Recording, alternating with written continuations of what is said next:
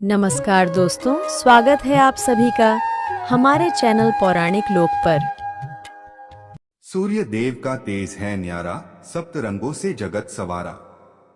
जीवन का हर अंधियारा मिटाते, सच्चे भक्त का भाग्य जगाते।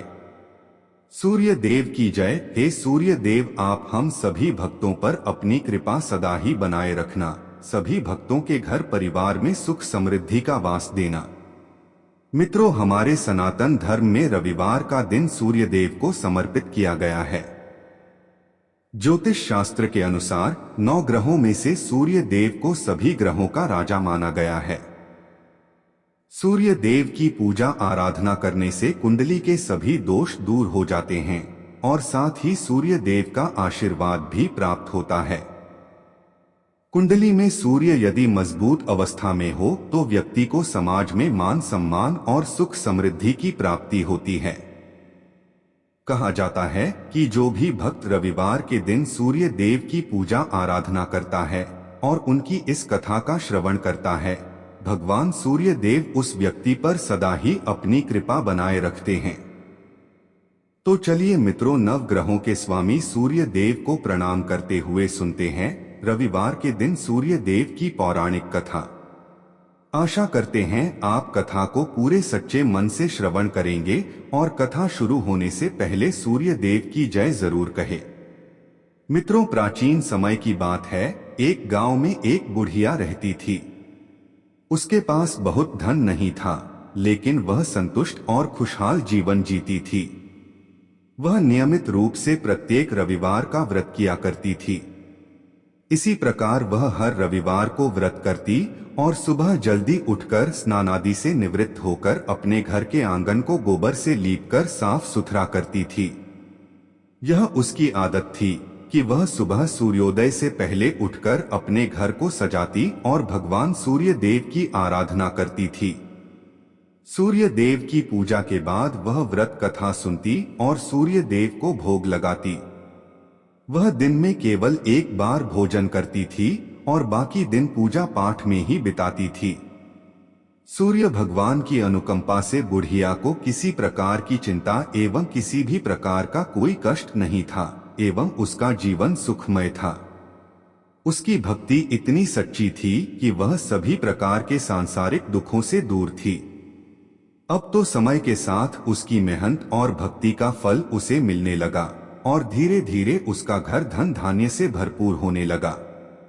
उस बुढ़िया को सुखी और संपन्न होते देख उसकी पड़ोसन उससे जलने लगी, क्योंकि अधिक आयु होने के कारण बुढ़िया अब गाय की सेवा नहीं कर सकती थी, तो इसलिए उसने कोई गाय नहीं पाल रखी थी। असल में बुढ़िया अपनी पड़ोसन के आंगन में बंधी गाय का गोबर घर लीपने के लिए ले आती थी, ताकि वह अपने घर को साफ सुथरा कर सके और पूजा कर सके। बुढ़िया की संपन्नता देख उसकी पड़ोसन को उससे जलन होने लगी थी। पड़ोसन को लगता था कि बुढ़िया के पास गाय तो नहीं है, फिर भी वह हर रविवार अपने आंगन को मेरी गाय का गोबर ले जाकर लीपती है, और यह बात पड़ोसन को बहुत खलती थी। एक रविवार को पड़ोसन ने अपनी गाय को घर के भीतर बांध लिया ताकि बुढ़िया को गोबर न मिले। बुढ़िया को इस बात का अंदाजा नहीं था। जब उसने देखा कि गोबर नहीं है तो वह निराश हो गई और अपने आंगन को लीप नहीं पाई। उसने उस दिन सूर्य देव की पूजा नहीं की और भोग भी नहीं लगाया। बुढ़िया पूरे दिन उपवास में रही और भूखी प्यासी सो गई। उसकी श्रद्धा और आस्था सूर्य देव के प्रति अडिग थी, लेकिन बिना पूजा के वह बहुत दुखी थी। प्रातःकाल जब सूर्योदय से पूर्व उस बुढ़िया की आंख खुली तो वह अपने घर के आंगन में सुंदर गाय और बछड़े को देखकर हैरान हो गई। गाय को आंगन में बांधकर उसने जल्दी से उसे चारा लाकर खिलाया। बुढ़िया की पड़ोसन ने उस बुढ़िया के आंगन में बंधी सुंदर गाय और बछड़े को देखा तो वह उससे और अधिक जलने लगी। तभी गाय ने सोने का गोबर किया। गोबर को देखते ही पड़ोसन की आंखें फटी की फटी रह गईं। पड़ोसन ने उस बुढ़िया को आसपास न पाकर तुरंत उस गोबर को उठाया और अपने घर ले गई। इसके बाद पड़ोसन अपनी गाय का गोबर वहां रख आई और इस तरह वो रोज यही करने लगी। सोने के गोबर से पड़ोसन कुछ ही दिनों में धनवान हो गई। गाय प्रतिदिन सूर्योदय से पूर्व सोने का गोबर किया करती थी और बुढ़िया के उठने के पहले पड़ोसन उस गोबर को उठाकर अपने घर ले जाती थी। और बहुत दिनों तक बुढ़िया को सोने के गोबर के बारे में कुछ पता ही नहीं चला। बुढ़िया इसी तरह हर रविवार को भगवान सूर्य देव का व्रत करती रही और कथा सुनती रही। लेकिन जब एक दिन सूर्य भगवान को जब पड़ोसन की चालाकी का पता चला तो उन्होंने तेज आंधी चलाई। आंधी का प्रकोप देखकर बुढ़िया ने गाय को घर के भीतर बांध दिया। जब सुबह उठकर बुढ़िया ने सोने का गोबर देखा तो उसे बहुत आश्चर्य हुआ। उस दिन के बाद से बुढ़िया गाय को घर के भीतर बांधने लगी।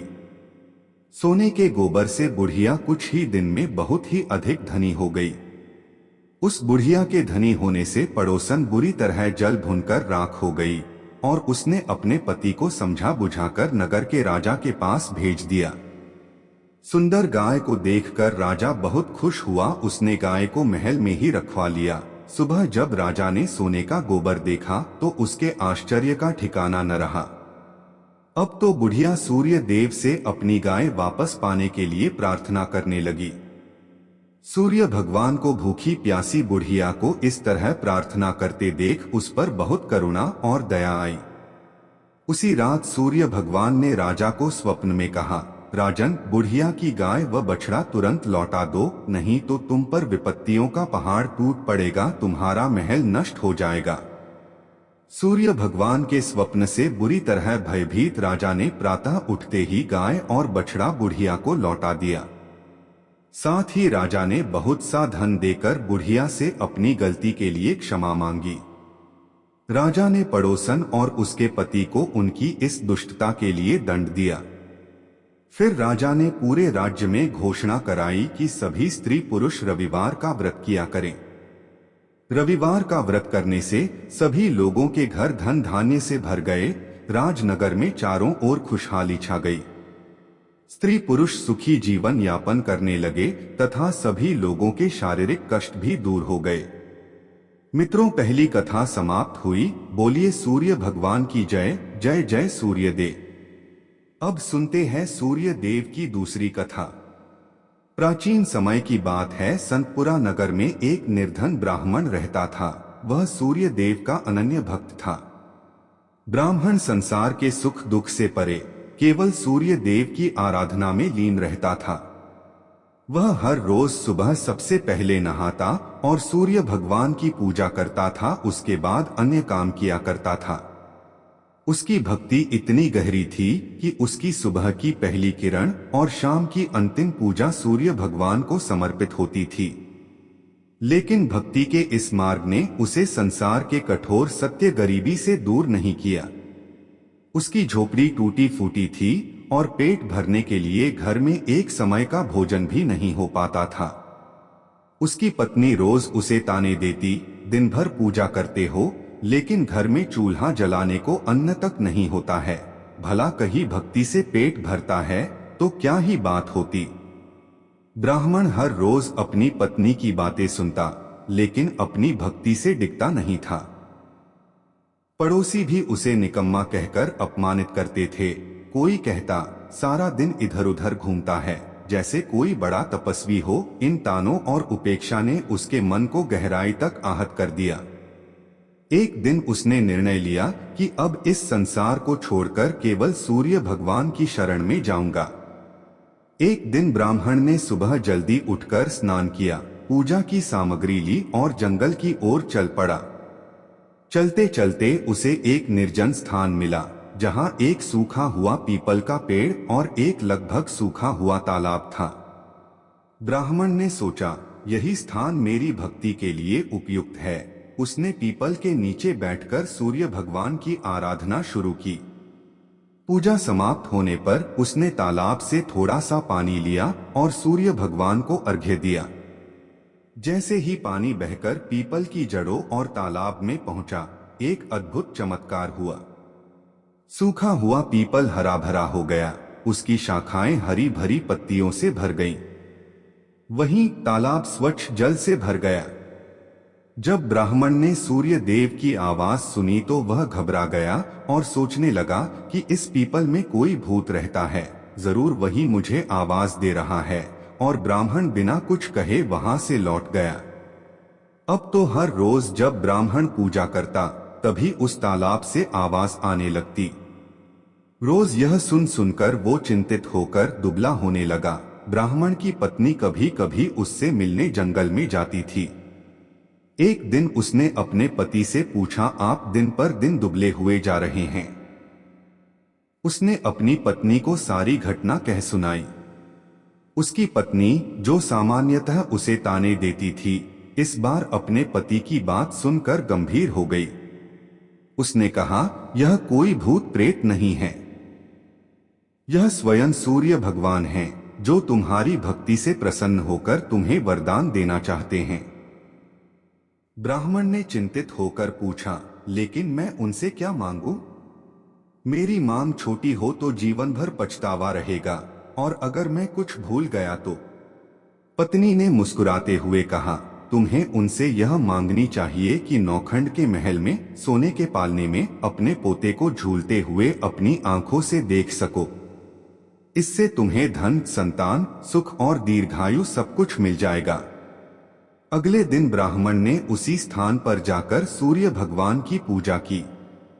पूजा के अंत में सूर्य भगवान फिर प्रकट हुए और बोले, हे ब्राह्मण, अब बोलो तुम्हारी क्या इच्छा है? ब्राह्मण ने साहस बटोरकर वही शब्द कहे जो उसकी पत्नी ने सिखाए थे। सूर्य भगवान मुस्कुराए और बोले, तथास्तु, तुम्हारी मनोकामना पूरी होगी। जब ब्राह्मण घर लौटा तो उसने देखा कि उसकी टूटी फूटी झोपड़ी की जगह एक विशाल और भव्य महल खड़ा था। महल के चारों ओर दास दासियां कार्य कर रही थीं।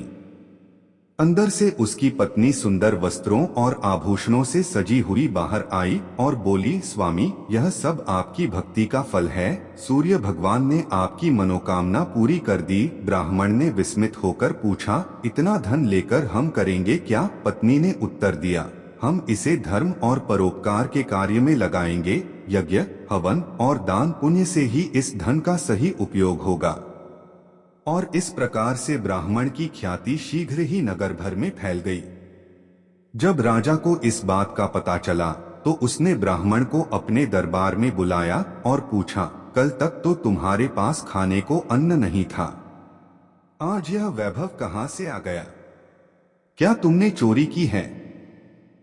डर के कारण ब्राह्मण ने पूरी घटना विस्तार से राजा को बताई।